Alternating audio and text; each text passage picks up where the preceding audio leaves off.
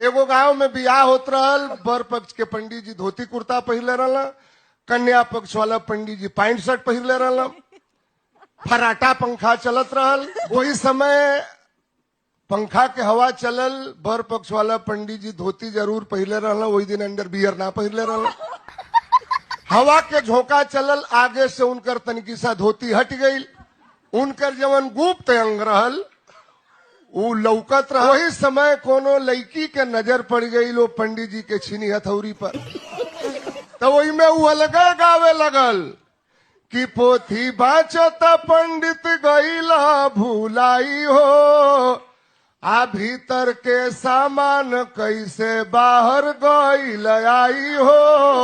वो पंडित जी फिर जवाब दिहलन कि धनी बाड़ू बाछिल हलू इज्जत बाचाई हो, आजा जैबू मुहाए से लमहर भेटाई हो।